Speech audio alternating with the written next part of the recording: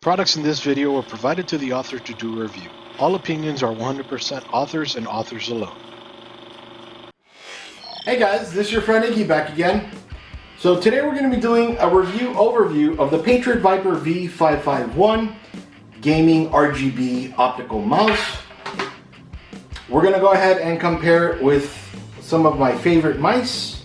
Anyway, come over here real quick. I'm kind of changing the style, the way I do the mouse review. Let me know what you guys think in the comments below. Alright, so come over here real quick and let's get started. So this mouse has a very familiar feel.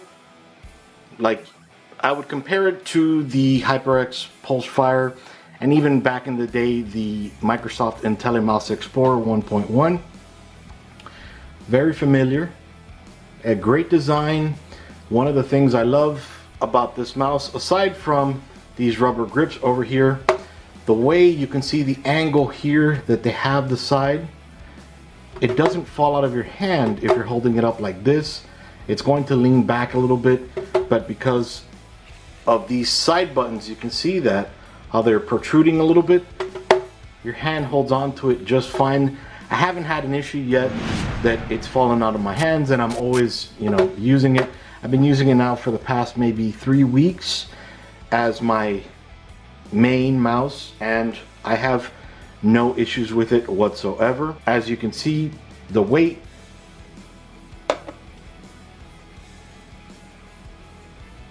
and then it does have 1, 2, 3, 4, 5, 6, 7, 8 buttons. These are Omron micro switches, left and right, and I want you to hear the clicks, just how good they sound.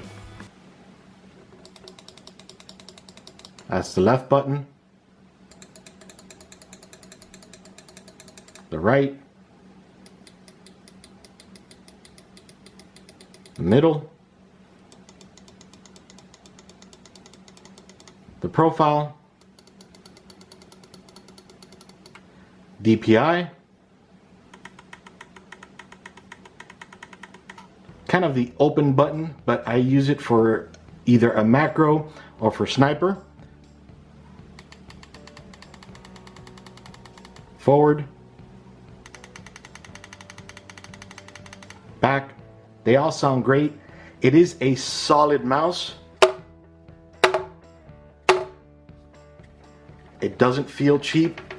I'm shaking it all around, and I'm gonna hold up the cable so you don't. Okay, and I'm holding up the cable so you don't hear that sound. It is very solid feeling. Okay, it is a very, very solid mouse. This is utilizing PixArt's 3327 optical sensor. It has an IPS of 220 and 30 Gs, up to 12,000 DPI, so that is pretty awesome through software. And actually, I'll get into that in 1 second. The length of the mouse. Okay, so that is about a little over 5 inches. And then in width, I'd say from the fattest part over here, almost 3 inches. And in height, I would say about 2 inches. Okay, so it is not a very large mouse whatsoever. So let me go ahead and measure my hands for you. Okay, almost 4 inches, and actually, if you include my thumb, it's about 4.5 inches, and then from fingertip to palm, about 7 inches there. I don't have the largest of hands, I don't have the smallest of hands, and even still, it feels great in my hands. Now, mind you, for larger hands, it may not be the best, but it fits great in my hands. Okay, you can easily use it, resting your palm right over here, or even for those of you that like the claw grip, you can use that as well. See, both ways, works great.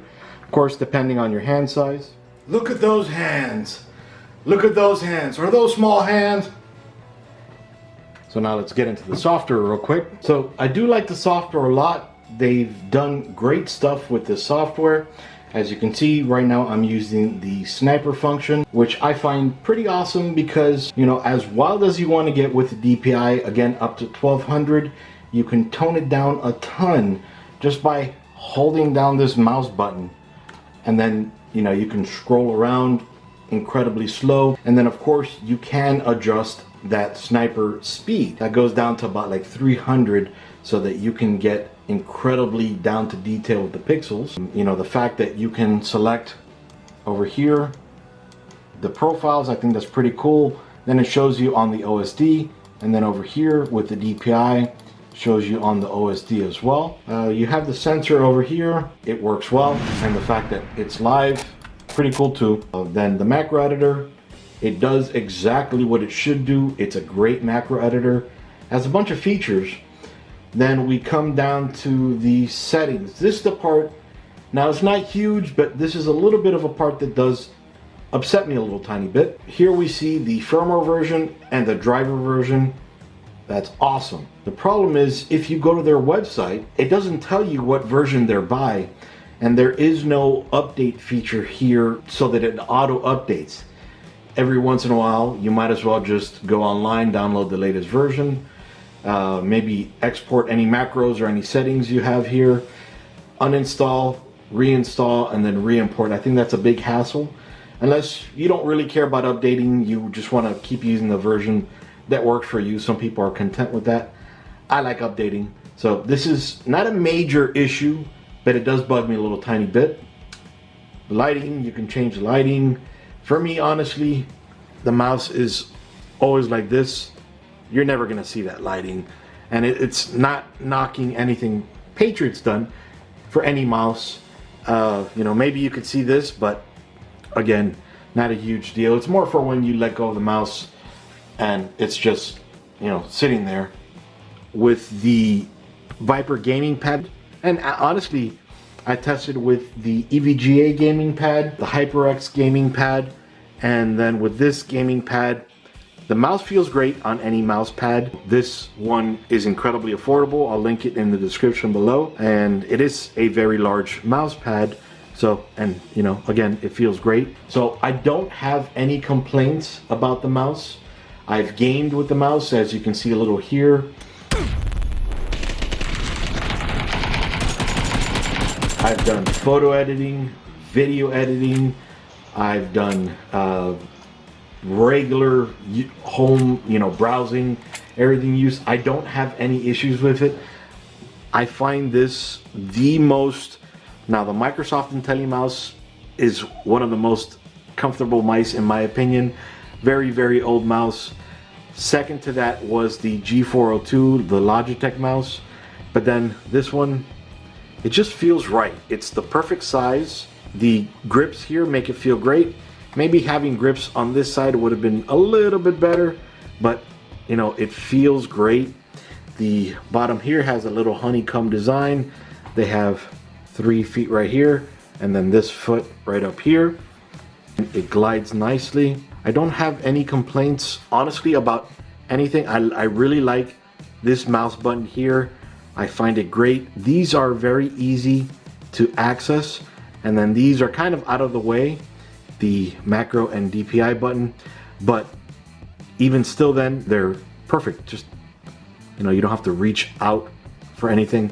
This one maybe, but maybe you won't be sniping as often as you'll be using every other button, or maybe using a macro or whatever you program that button to. And then of course you have this. Maybe one thing is a left and a right tilt button, but those are kind of quirky as they are because you might hit them by mistake. Polling rate, some people like low, some people like high. The fact that you could change it is pretty good. The price of the mouse is great as well. I'll go ahead and see if I can link it in the description below. These come in very quickly and they sell very quickly, so it's actually very hard for me to get a good price to show you guys. But anyway, let me know what you guys think about not only the mouse, but you know, this overall review. I wanted to take a different approach on the review. Let me know what you guys think in the comments below. Thumbs up if you like it, of course, and if you don't like it, definitely double click on that thumbs down button just to get your point across. And well, that's about it for now. Again, this is Iggy doing a review overview of the Patriot Viper V551 Optical RGB gaming mouse. Iggy out. See you guys. Products in this video were provided to the author to do a review. All opinions are 100% authors and authors alone.